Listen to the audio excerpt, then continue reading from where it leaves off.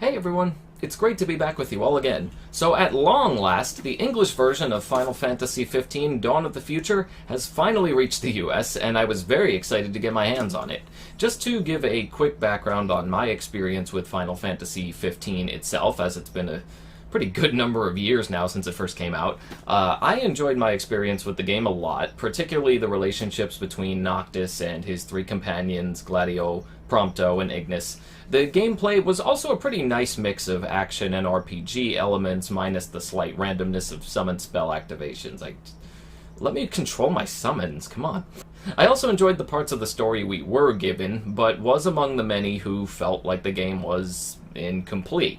Also, never having been a fan of the Season Pass model, it irked me even more that we'd have to then experience the remaining elements of the story through downloadable content episodes. But still, I persevered and was quite shocked by the quality and events of the third episode, episode Ignis. This is the one that gave fans a tease at what could have been a happier ending to the game, and certainly raised more than a few eyebrows, my own included. The developers had a lot of explaining to do. Flash forward to the reveal of a second season of DLC episodes, until they were cancelled. Episode Arden still managed to come out, arguably being the best episode yet, but unfortunately we would never get to see just what the developers had in mind going forward. Until now! Yes, this book contains all information on the remaining DLC episodes, as well as what would have been a new ending to the game itself. For this video, I'll be talking about all 4 of the major chapters, or episodes as we've been calling the DLC, giving my individual thoughts on each, and finally rounding it all up to the conclusion. So let's do it. The first episode covered in the book is episode Arden, the one we actually did get to see come out as DLC. Some may see the inclusion of this one as a waste due to the fact that we already got to play it, obviously, but I'm actually grateful they included it in here. For one thing, had it not been in here, the storytelling in the book would have basically been really inconsistent, and have caused a lot of confusion for anybody starting past that point. Sure, hardcore fans could have likely gotten through it with little issue, but including it was certainly the more practical option, as this will allow more people to follow along. I also appreciated the story's inclusion for one other reason. It gave me an idea of just how well we'd be able to see the words on these pages come to life in our heads by having one playable DLC to compare it with.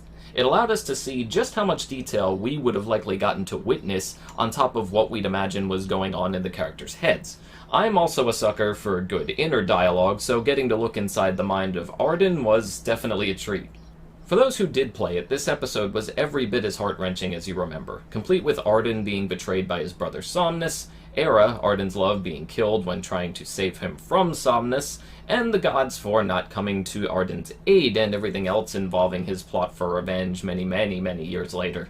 But wait, there's a twist. At the very end, instead of Noctis and the gang coming to face Arden at the Citadel, we saw Lunafreya? Let's read on. The next chapter is for episode Aranea, the first episode we did not get to play, and after reading this chapter, I will forever be sad about it. From a gameplay perspective, it sounded like this was going to be one of the most fun to play by far. This chapter sets Aranea on a high-speed chase to face off with Diamond Weapon himself. It also featured Aranea jumping from rooftop to rooftop, and even encountering Arden about halfway through the stage. One more part I enjoyed was all of the banter between Aranea, Biggs, and Wedge, all while being completely sleep-deprived throughout the entire mission. This chapter would also be responsible for introducing a character named Sol. While she's just a young girl in this chapter, she would go on to serve a very important part of the next. Enter episode Lunafreya. While the first 2 episodes were more about providing additional lore and scenarios to the world of Final Fantasy XV, this chapter, and the final one for episode Noctis, were made to provide a new ending to the game itself. Could the scene we were given in episode Ignis become a reality? These last 2 episodes would be sure to tell us. Episode Lunafreya begins during the time of darkness descending over the world, with Noctis still spending time in the crystal. Lune is now alive once again, without any idea as to why. When wandering around outside, she comes across Sol, now older and much more resilient. She takes Luna with her, and they go on a long motorcycle ride together, as Sol helps Luna fill in the pieces on what's been happening during the time that she's been gone. Sol is understandably confused and suspicious of her, as everyone had believed the Oracle, i.e. Luna, to be dead at this point.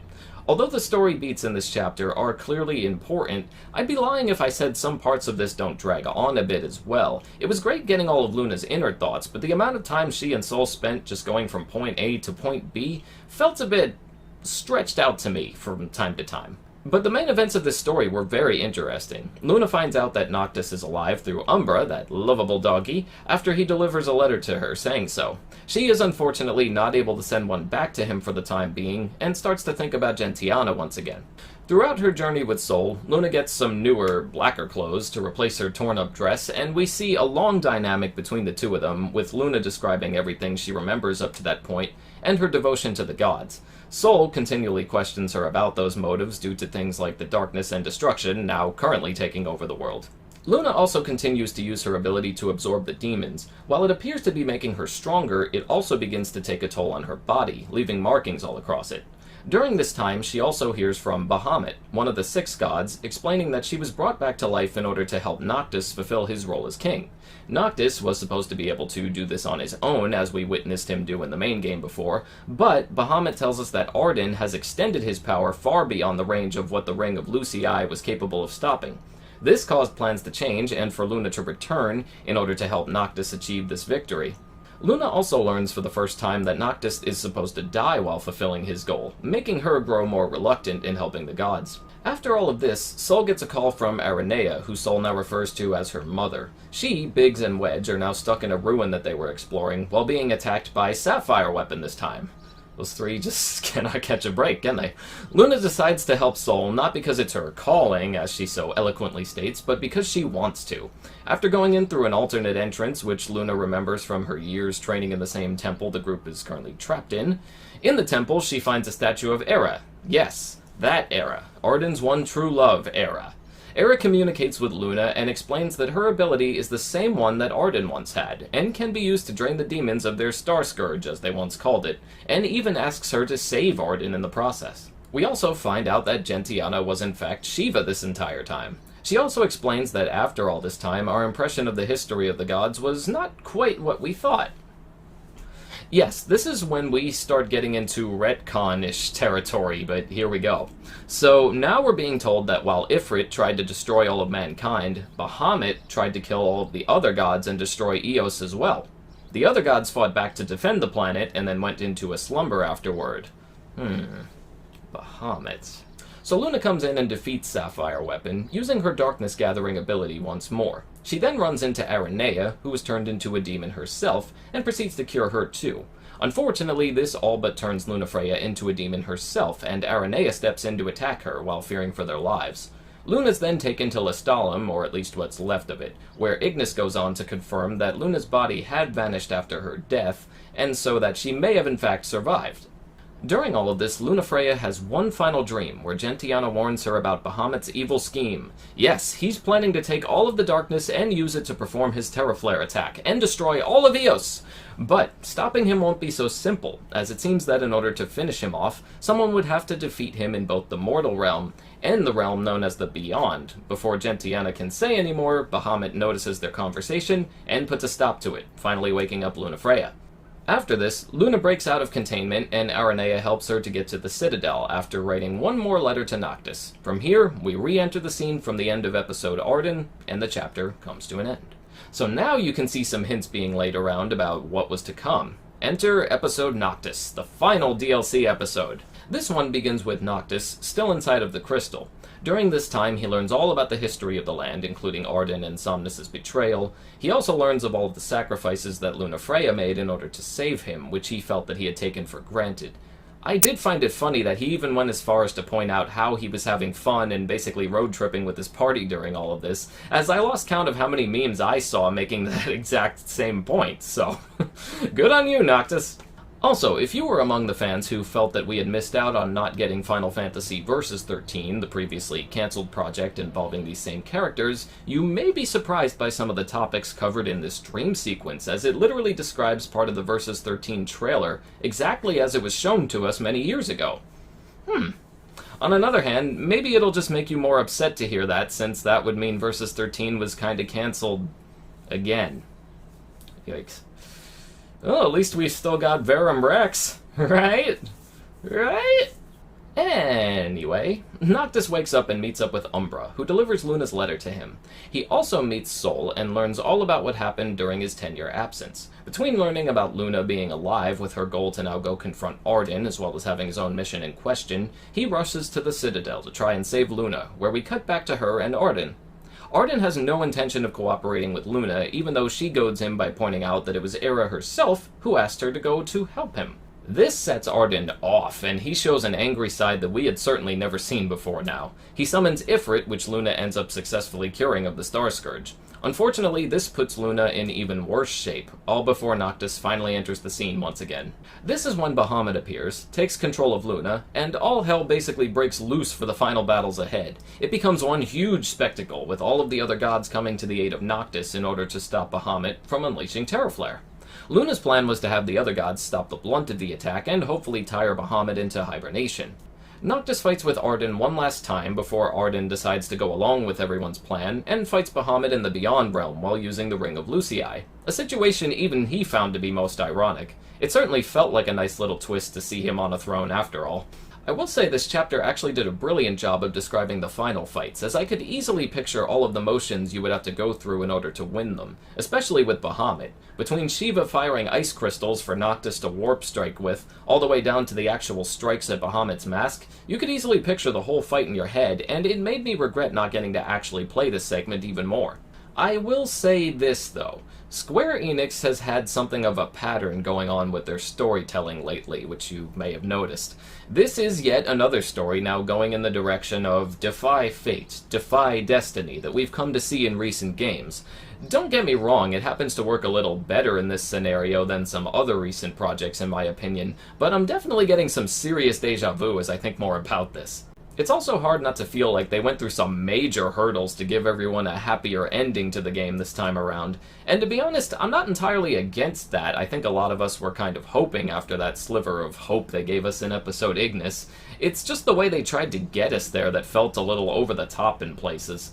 Still, I can see the appeal in an alternate timeline kind of way, which this basically is. It made the ending feel more in line with the classic Final Fantasy games that I used to love, which in itself was nice. That said, I can also easily see why some would say this feels like fanfiction in places, Bahamut being the true evil behind everything. Don't get me wrong, the game obviously hinted that the gods in this title were never meant to be seen as the good guys in the first place, but that's still a giant leap for sure, and also took me back to how confused I felt about Necron in Final Fantasy IX. It's not to say he was never mentioned in the game or anything, talking about Necron here, but seeing him appear as the final boss at the end was quite a weird surprise the first time through.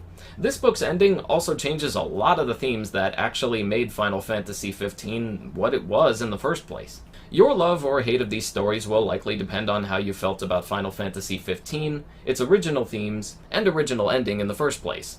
If you were happy with them, then you may despise the ending crafted here. On the other hand, if you're in the group that did want to see something nicer come of all these events, then you may love what you see, even if the explanation behind it is a little nutty at times. For me, personally, I did like the happy ending itself, enjoyed the battles that it took to get us there, and even admit that this finally does help make the game's story feel more complete. But I also have to admit that I didn't find some of the explanations behind these events to be very convincing, and I don't believe that messing with the original themes of a property is a good way to go about things, even if it leads us to a place that we all necessarily wanted it to go. In the case of this story, it makes a lot of prior sacrifices feel pointless, knowing that it was all being done for some selfish gods in the end up until these final moments. Am I glad this isn't officially considered canon? Yes. Am I glad we never got to play these, though? Not necessarily. Although I found some of the directions this story went in to be straight up preposterous at times, I'd be lying if I said I didn't have fun picturing it all, and would have likely enjoyed seeing it in gameplay form despite. Especially episode Ardenea. God. Also, this is more of a side note, but does anyone know why Bahamut's face is basically the same as Noctis and Somnus? No? No? Okay. So yes, I recommend fans of the game read this in order to form their own opinions on it. Even if you end up agreeing with me that these story decisions are a little too out there to make enough sense, you'll still get some well-made action sequences and some beautiful concept artwork as a bonus. As for Final Fantasy XV itself, it's been a long, weird road, but I still enjoyed my journey with you, all the same. And that's going to do it for this video. Did you pick up a copy of this book as well? Let me know your thoughts in the comments below, and I will see you all again soon. Thanks for stopping by.